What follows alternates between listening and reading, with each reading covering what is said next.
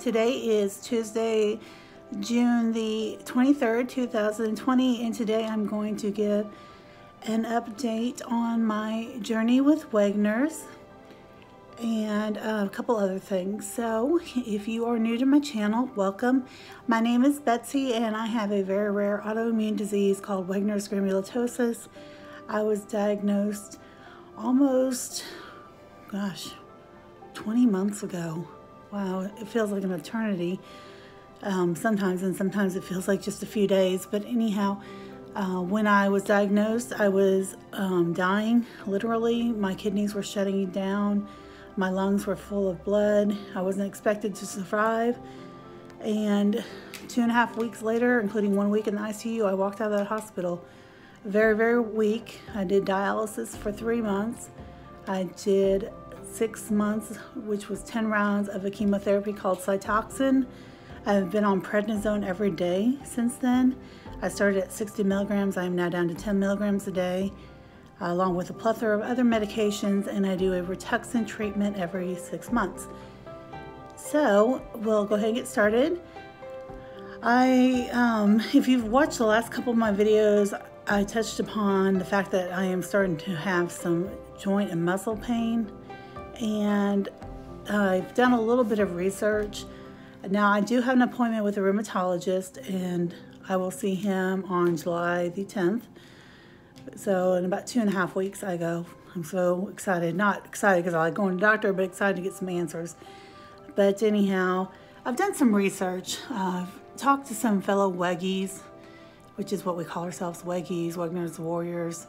And I've also talked to a friend of mine who has fibromyalgia, and just doing some doctor Googling, I think I may have developed fibromyalgia. Now, it's a good chance that it's part of the Wegener's, because Wegener's can affect your bones, your muscles, your joints, things like that. It can cause a plethora of issues.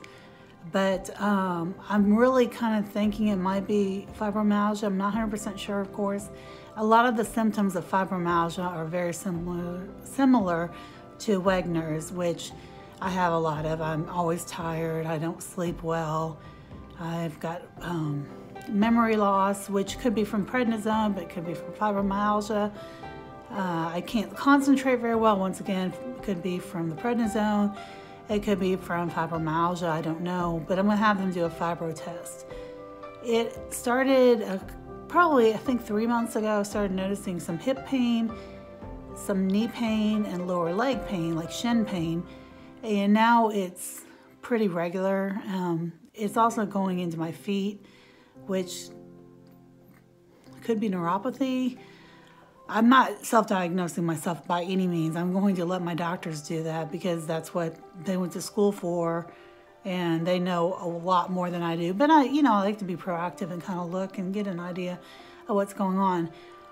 The pain has always just been kind of a dull ache with like a throb and a burning sensation. It's never been extremely bad, but this past Friday night, and I'll get to that a little bit more, what happened, but we went to Orange Beach, Danae and I and her daughter's friend, for our annual beach trip. And I think part of it for me was I had done a lot the previous week. I've been kind of purging things. I'm trying to just, get rid of things that I don't use. I have a lot of stuff. I'm just trying to declutter. I did this last year. I usually do this about once a year, kind of give a thorough, deep clean of the house. And so I've been working on that very slowly. I'm not done near as much as I would like to, but I've got time. I'm not working. And so I just take my time, do a little bit every day. But anyhow, so I've been working on that for probably the last 4 weeks, maybe 5 weeks. Just do a little bit. Just about every single day. Not every single day. Some days I rest because I'm tired. But I think between that and then just a really long drive, we went to Orange Beach, like I said, and it's an 8-hour drive from my house. And I was pretty sore when I got there. I have, I get stiff when I sit for long periods of time. And I felt okay. I was a little bit sore that night when we got there. Well, I went to bed and I laid there, and the longer I laid there, the more pain I had. I laid there and cried, and I have a huge, huge threshold for pain. It takes a lot to make me want to cry from pain. I just laid there and hurt. It ached so bad and it burned my hips, my legs, my knees, my calves, my feet. It just throbbed and ached and burned, and it was just horrible, horrible pain. And I'm very thankful that it's the first time it's happened. Hopefully it won't happen again, but it likely will. But I know that I can endure it, and I know that God will give me the strength to endure it, and it will be okay. You know, I'm strong. And I'm strong because of God, though, not because of anything I do on my own. So that was really rough night for me. I just couldn't sleep well. Oh, and my back hurt. That's another thing. I've been having back pain and headaches. And those are both symptoms of fibromyalgia. And the headaches, I can't take anything outside of Tylenol because I'm in kidney failure. And I have some liver damage because of the prednisone, so I try not to take Tylenol unless it's a really, really bad headache. And usually when it's that bad, I'll take a couple Tylenol and I'll try to lay down and take a nap, and that usually will help. So that is my life. But anyhow, so that's kind of the update on what's going on with that. I'm curious to get some answers and maybe get some medication started. Best I can guess, of course, like I said, I'm not a doctor, is they'll probably put me on methotrexate, which I hope will help. I don't want pain medication. I'm not in that kind of pain. I don't want to ever rely on pain medication. I don't like to rely on pills like that. I do take a sleeping pill. It's trazodone, which I take 150 milligrams. I could take it every day if I'd like. It's not addictive, but I choose not to. I try to only take it once a week when I want a really good, hard, deep sleep because it gives me really crazy dreams. I'll have to do a video about some of these weirdo dreams I have. I swear I couldn't make these up if I tried. Danae always gets a kick out of them. And so anyhow, and then also on Monday, July the 20th, I will have my 4th round of Rituxan.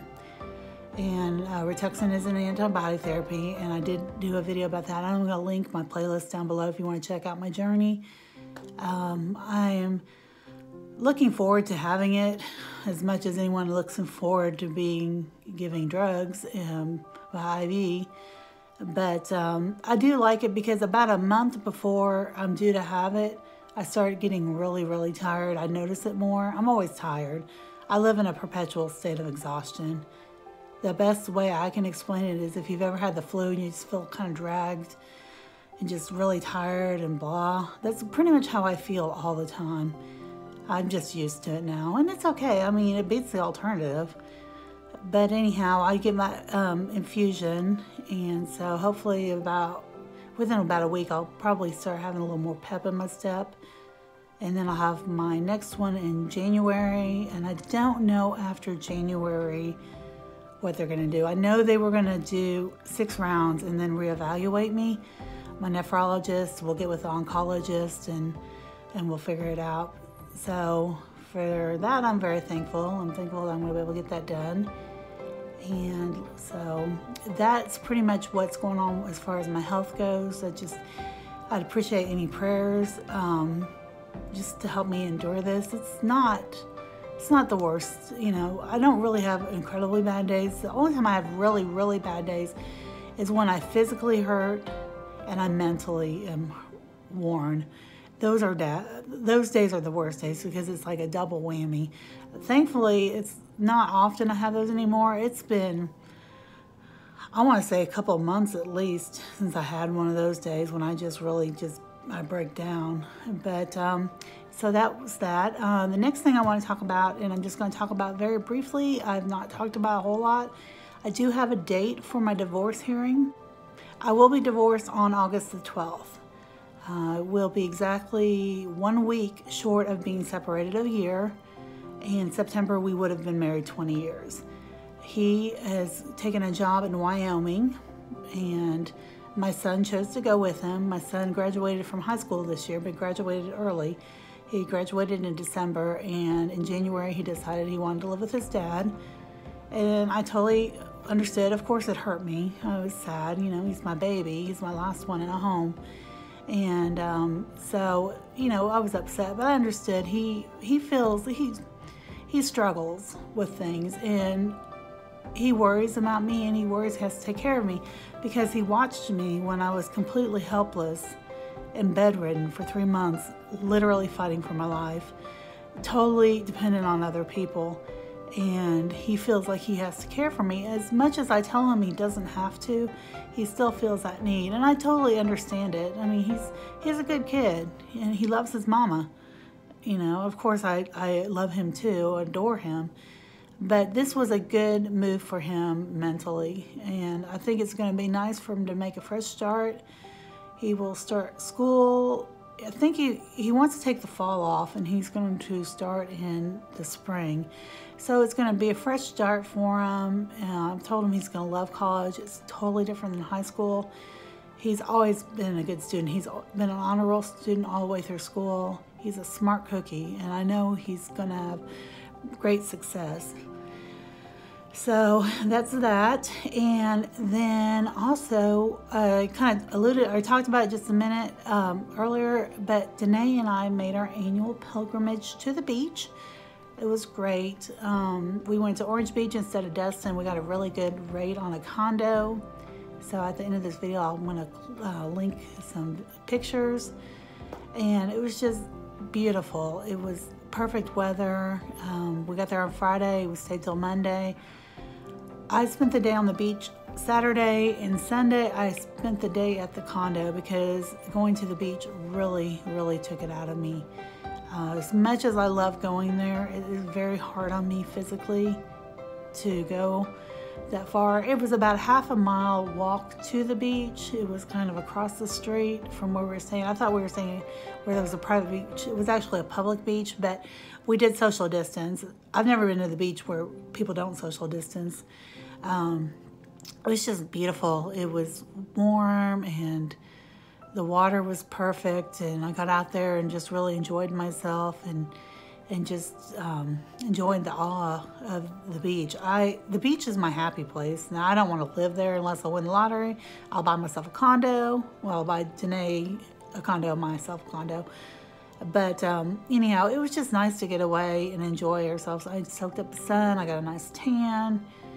And it just was nice. And getting vitamin D too, because I take vitamin D once a week because I am low on my vitamin D because of the prednisone.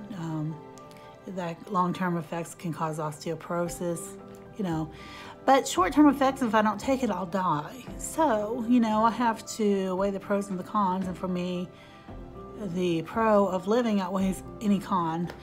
But anyhow, it was just really nice. I was able to relax Sunday, and we did some boozing with Bets and Nay at the beach videos. Not as many as I wanted to do, but we did do some, and even did one where Danae was the mixologist. And then Sunday night I did a shrimp boil, which I will link down below the shrimp boil video from last year when we went to the beach. We actually stayed in a hotel, and I cooked a shrimp boil in a hotel room. And so that was fun. We just really thoroughly enjoyed ourselves, and I got to see a Buc-ee's. We passed one on the way there, so we stopped on the way back.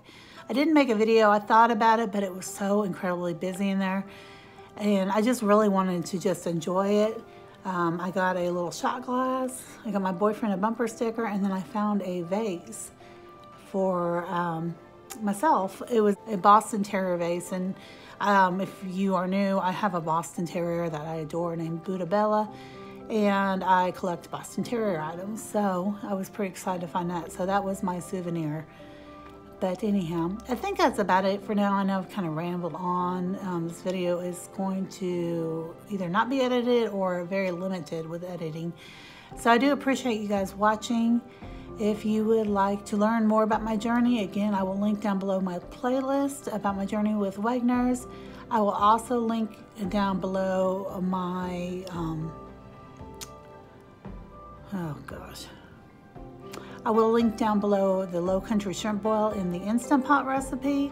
If you have an Instant Pot and you have access to fresh Gulf shrimp, I'm telling you, this is wonderful. Oh my gosh, it was so good. So anyhow, I think that's about it for now. I do want to apologize. I have not been on a regular schedule, really kind of since this whole quarantine thing is really jacked with me. I have videos done. I just need to finish editing them. I'm not a big fan of editing, I'll just be honest with you. And then I've just been busy. I mean, I've done some traveling this summer or spring. I guess we're technically now just in summer. I'll be doing some more traveling next month, but I'm going to try to get some videos up maybe once a week for a while. It will probably be fall before I'm on a regular schedule. I do want to apologize for that, but be sure to hit the thumbs up on this video and be sure to subscribe and hit that notification bell so you're notified when I upload new videos. Like I said, I'm going to try to do about one a week until the fall. Come the fall, I will be back on a regular schedule. All right, I think that's about it for now. I hope you guys have a great day. Don't forget, not every day is good, but there's always something good in every day, and I will see you next time.